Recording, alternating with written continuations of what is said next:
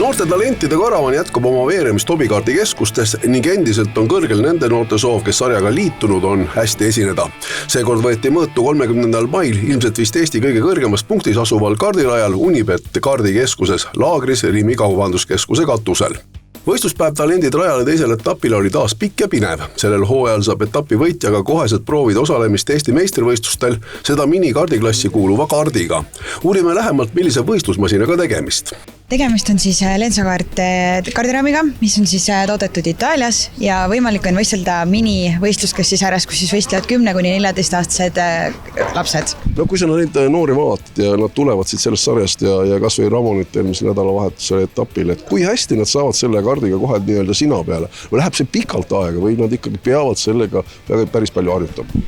Tegelikult päris kiiresti, et võib-olla esimesed paar sellist vabatreeningut on, et kõik harjutakse rajaga, õpitakse kaarti tundma, kuid juba võistluste vältel on näha tegelikult, et neil tuleb juba päris hästi välja ja kaarditunnet on päris hea lõpuks. Need lapsed ja need noored, kes siit sarjast tulevad, on tegelikult suhteliselt sellises tublis vormis ikkagi.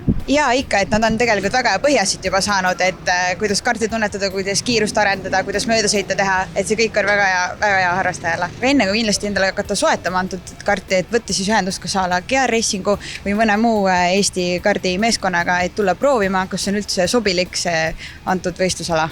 Et saab lihtsalt tulla ka proovima ja teha selliseid testipäevasid selle sama kaardi? Jaa, absoluutselt. Tuleb lihtsalt võtta ühendust, näidata initsiatiivi ja kindlasti on võimalus. On see selline ainukene üks kaardimudel, millega te tegelete või on need ikkagi rohkem veel, et kogu see selline Eestis eksisteeriv palett on olemas? Jaa, muidugi, et on noorematele, alates 6-7-aastastele ja kuni 30-40, et vanusepiir ei ole, et lihtsalt kaardiraamid ja võimsused aina suurenevad. Sellised võimalused siis etapi võitjal. Tuletan meelde, et esimesel etapil võitis selle Ramon Vlassenko. Sarjal osales selles arvestuses sellel korral 32 poissi-tüdrukut. T-finaal viib rajale kirja saadud eelnevalt aja- ja kohasõitude tulemusena sellised noored.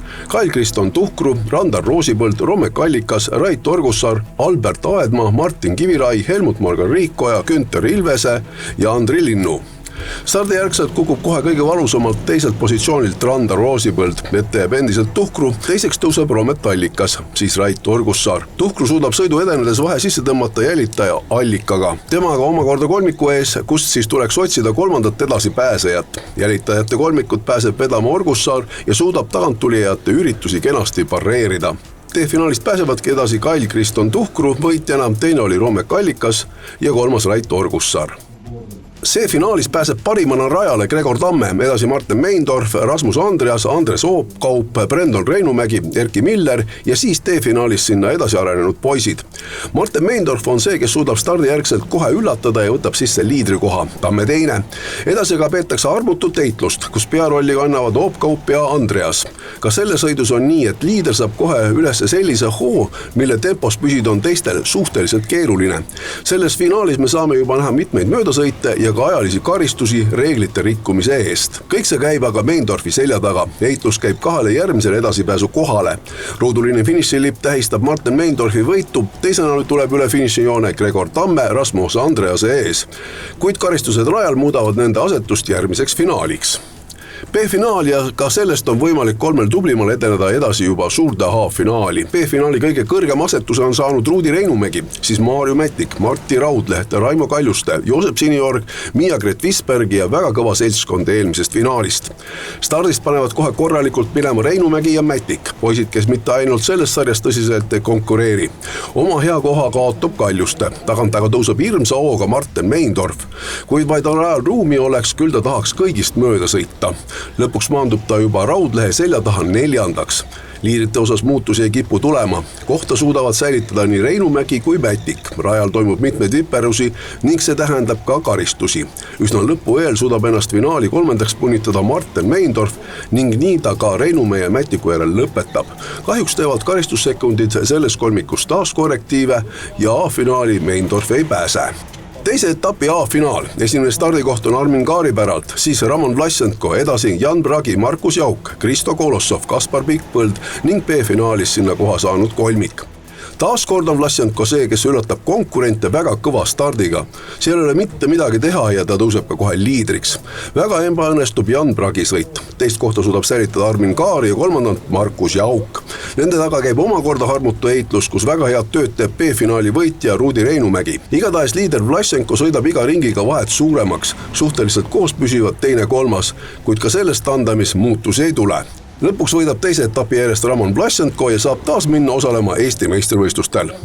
Start oli taas super, sa oled siin kahel finaalil ikkagi korraliku stardiga üllatunud, et kas seda tuleb ikkagi ka treenida ja kuidas sa seda teed? Lihtsalt tuleb järjest välja niimoodi, et korras on hea sisse ja siis ongi möödumised tulevad ja... Räägi sellest, et sa käisid juba selle võidukaardiga ka sõitmas, mis mulje see jättis? See oli ikka väga teistmoodi ja võimsam. Et nagu pärast ei tahagi sellesse aeglasesse pilli tagasi istuda? Ja kuna ma vaatasin telekast, et mis kiirused seal hobikaardis on ja siis vaatasin enda videot, kus mu isa filmis, et see oli ikka nagu hoopis teistsugune. Teine siis Armin Kaar ja kolmas Martin Jauk. Roman Vlassenko juhib ka sarja 260 punktiga, järgneb Armin Kaar punkte 156 ja Kaspar Pikpõld kolmas 148 punktiga.